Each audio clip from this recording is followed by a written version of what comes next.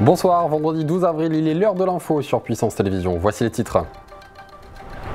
Les jeunes joinvillois unis se bougent pour la planète. Collégiens et lycéens ont tenu une opération clean-up dans les rues de la ville haut-marnaise. Les industriels forains mobilisés à Saint-Dizier aux côtés de l'hôpital. 300 peluches récoltées et offertes aux enfants, de quoi redonner le sourire. Le tourisme viticole, un secteur en plein essor qui attire chaque année passionnés de vin et de nature. À Vanneau-le-Châtel, cela se confirme avec l'ouverture d'un gîte éco-responsable. À l'approche des Jeux Olympiques et Paralympiques, les villes labellisées Terre de Jeux se mobilisent comme à Chaumont lors de la journée de découverte du handisport.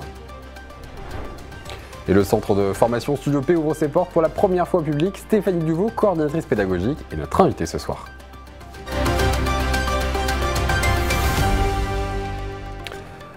À Villers-en-Lieu, une marche blanche a été organisée ce vendredi pour rendre hommage à Pauline Zerbicki, assassinée avec son compagnon lundi 8 avril à Thièblemont-Farémont dans la Marne. Les habitants de Villers-en-Lieu, son village natal, sa famille et ses amis se sont rassemblés ce vendredi pour un moment de recueillement, un moment de vive émotion qui honore sa mémoire de jeune femme connue pour sa bonne humeur. Plus de 1000 personnes étaient rassemblées ce vendredi soir selon la municipalité. Mercredi 10 avril, des élèves de l'internat du lycée Philippe Lebon et du collège Joseph Creusot de Joinville ont effectué une opération clean-up dans les rues de la capitale du Valage. Mégots ou encore canettes, divers détritus également ont fini finalement dans les poubelles des jeunes. Un reportage de Manon de Fontis. À Joinville, la place de la Grève est passée au peigne fin. Munis de gants, de pinces et de sacs poubelles, des élèves de l'internat du lycée Philippe Lebon et du collège Joseph Creusot s'activent à collecter divers détritus. Canettes ou encore mégots, plusieurs déchets sont ramassés. Pour le moment, surtout des mégots. Essayez peut-être de faire quelques mètres jusqu'à une poubelle et les mettre dedans parce qu'on s'en rend bien compte qu'il y en a énormément quand on ramasse.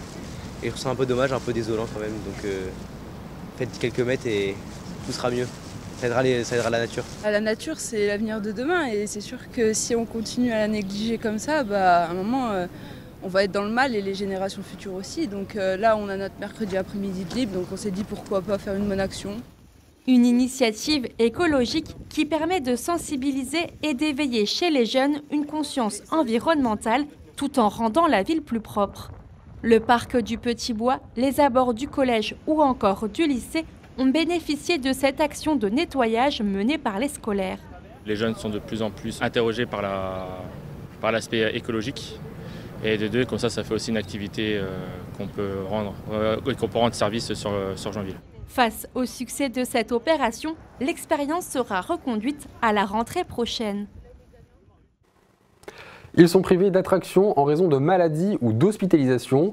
Alors ce jeudi, les forains de la foire de Pâques de Saint-Dizier se sont mobilisés pour offrir près de 300 peluches aux enfants de l'hôpital Geneviève de Gaulle-Antoniose. Un reportage de Brigitte Maestrati et Gaël Bossu. La plus grande des solidarités peut parfois tenir sur un simple chariot. Ce jeudi, près de 300 peluches, tout aussi colorées les unes que les autres, ont été offertes par les forains de la foire de Pâques de Saint-Dizier aux petits patients de l'hôpital Geneviève de Gaulle-Antoniose.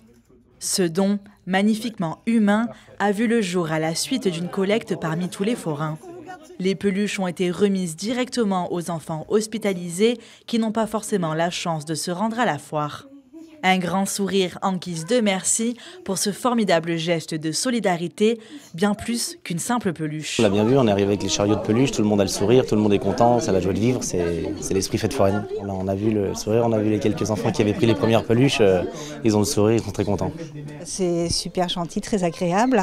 Pour les enfants, c'est quelque chose de magique, hein. Les peluches, ils adorent ça. Et puis là, c'est la fête à travers la peluche, hein, puisque certains sont là depuis quelques jours déjà, des enfants, donc ils vont pouvoir profiter de la fête quand même autrement. Déjà en temps normal, nous souvent on leur redonne des cadeaux quand ils viennent pour des hospitalisations, des diplômes, des livres, des choses comme ça. Ils ont souvent un petit quelque chose, mais là c'est un peu plus gros. Le tourisme viticole est en plein essor. Ce marché qui attire de plus en plus de voyageurs innove en proposant de nouvelles expériences au cœur même des vignes. Dans les coteaux Vitria, à Vanneau-le-Châtel, Bertrand a ouvert en septembre dernier un gîte éco-responsable, non loin de son exploitation viticole. L'occasion de découvrir autrement les vignes, mais aussi le patrimoine et l'histoire de notre région. Manon de Fontis. Découvrir un domaine et ses vignes, visiter les caves ou encore déguster du champagne, tel est le no-tourisme traditionnel que tout le monde connaît.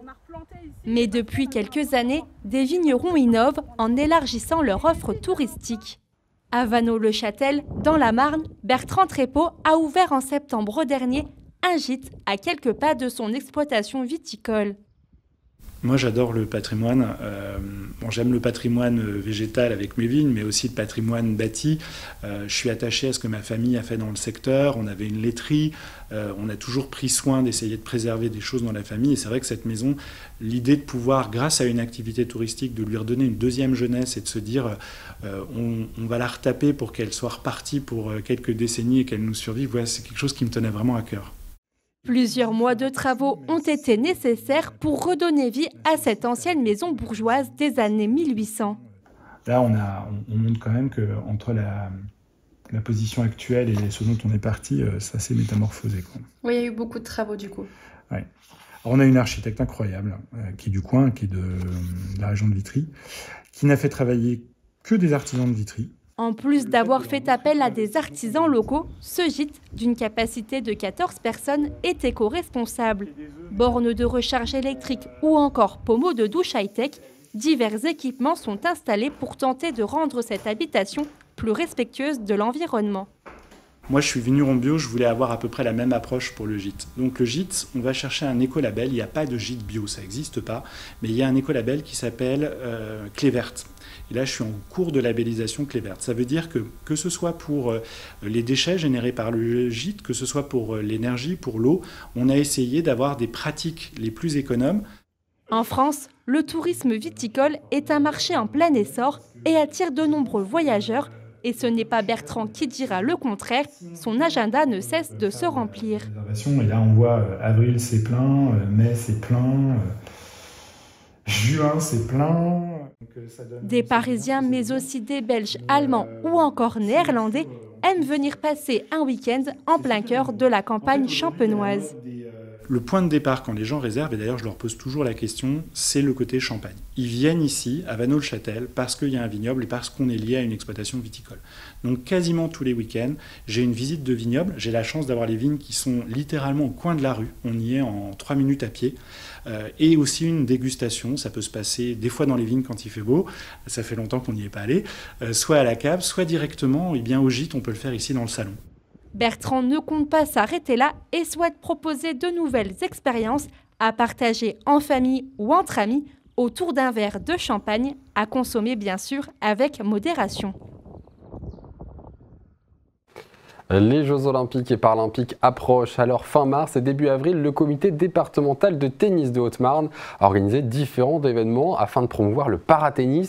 Après un tournoi de tennis adapté et un après-midi dédié au Cécy Tennis, c'était au tour du tennis fauteuil d'être mis à l'honneur à Chaumont. Loïs Large a suivi cette séance découverte. C'est un entraînement inédit qui s'est déroulé ce jeudi après-midi au cœur du centre d'entraînement départemental de tennis de Chaumont. Le temps de quelques heures, 4 adultes issus de l'établissement d'accueil non médicalisé de la ville se sont essayés au tennis fauteuil. Important, oui, parce que ça permet au moins à tout public de pouvoir venir essayer tout ce qui est handicap. Toute personne qui est handicap peut faire du sport, peu importe handicap peut avoir. Ça peut être un handicap léger comme un handicap très lourd. Donc on peut faire de n'importe quel sport. Cécy Tennis, personne pour non-voyantes. Fauteuil pour les personnes qui sont malmarchantes, paraplégiques. Et puis tennis adapté pour les personnes qui sont déficientes psychiques. Voilà, donc le but c'est de rassembler un maximum de personnes de ce genre-là et aussi faire découvrir à un public valide comme quoi tout handicap est capable de faire du sport. Pour ces sportifs qui pratiquent déjà le tennis chaque semaine, le plus dur est d'apprendre à circuler avec le fauteuil. Après des premiers exercices pour assimiler les bons gestes, place aux premiers échanges. On est très organisé par Philippe, qui nous apprend beaucoup de choses au tennis de fauteuil et tout ça. Voilà, à tourner, à lancer les balles et à récupérer les balles et s'amuser comme des petits fous. Voilà. Je vois que que le tennis fauteuil, c'est très bien à apprendre. En parallèle de ces sessions découvertes, le comité départemental de tennis organise un Open de tennis dames et messieurs. Les quarts de finale se tiendront le samedi 20 avril à l'espace Maurice Aubry de Chaumont. Studio P, le nouveau centre de formation spécialisé en audiovisuel, communication et journalisme à Saint-Dizier, organise des portes ouvertes aujourd'hui et demain. Nous recevons aujourd'hui sa coordinatrice pédagogique Stéphanie Duvaux. Bonsoir Stéphanie. Bonsoir Antoine. Alors on se connaît très bien puisque nous sommes collègues, Studio P étant la petite sœur de Puissance Télévisions. Mais pour ceux qui ne connaissent pas encore finalement le centre de formation Studio P, à qui ça s'adresse et finalement qu'est-ce que c'est ? Alors, le centre de formation Studio P. Donc, comme vous l'avez dit, on est spécialisé dans l'audiovisuel, la communication et le journalisme. Et on va dispenser différentes typologies de formation. Nous allons avoir des formations courtes qui vont se destiner plutôt à des demandeurs d'emploi en reconversion ou des salariés d'entreprise qui souhaitent monter en compétences. Mais nous avons également une formation longue, initiale, pour former les futurs étudiants en journalisme.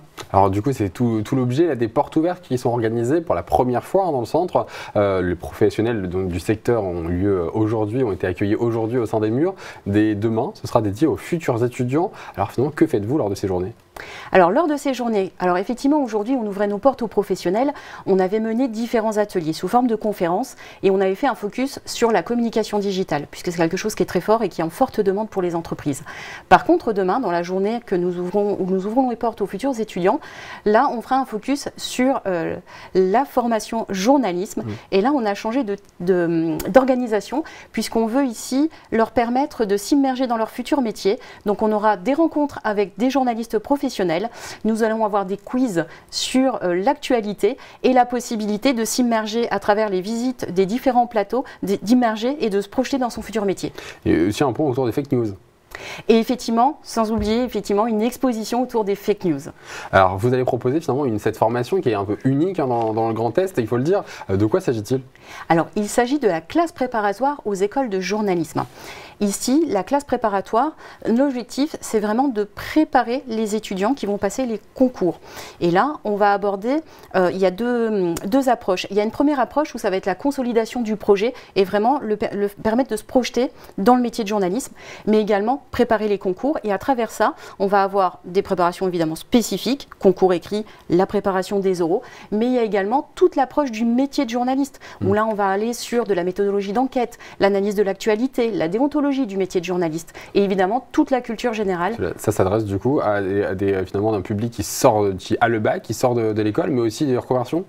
Oui, alors effectivement, c'est les post-bac qui se projettent pour les écoles, mais ça peut être aussi un public adulte qui envisage une reconversion et qui se tourne vers le métier de journaliste. Alors du coup, ces projets finalement sont importants, mais est-ce que Studio P a d'autres projets d'avenir encore ?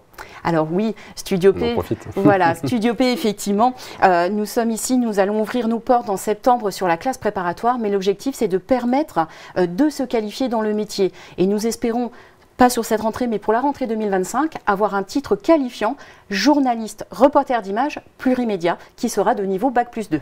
Donc ici à Saint-Dizier, dans le centre de formation, on pourra finalement sortir journaliste diplômé, Bac+2. Tout à fait.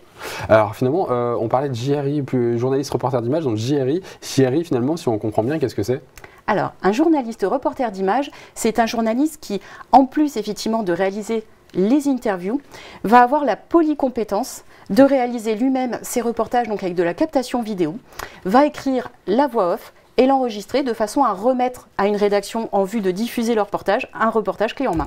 Je fais comme si je ne savais pas, mais en réalité, les dizaines de journalistes chez Puissance Télévisions sont bien sûr qualifiés de ce titre. Merci beaucoup Stéphanie de nous avoir présenté donc, Studio P et ses portes ouvertes. Je rappelle les portes ouvertes qui se tenaient aujourd'hui, ce vendredi, qui se tiennent également demain, de 10h à 15h, ouvert principalement aux étudiants, mais au fond, ouvert à tous. Merci beaucoup Stéphanie. Merci Antoine. C'est la fin de ce journal, merci de l'avoir suivi. Tout de suite, vos prévisions météo de demain, suivi de l'agenda.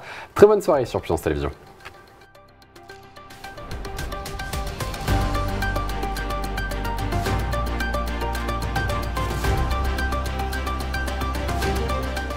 Toute l'actualité en continu à retrouver sur notre site internet et notre application mobile.